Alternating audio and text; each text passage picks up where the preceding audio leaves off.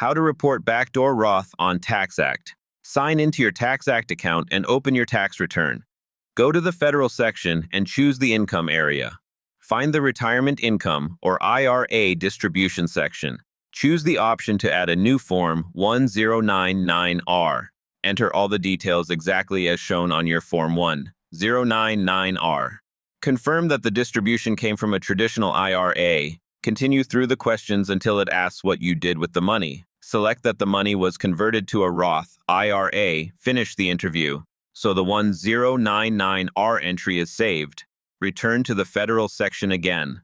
Open the Deductions or Adjustments area. Find the Non-Deductible IRA Contribution section. Enter the amount you contributed to a traditional IRA that was not deducted.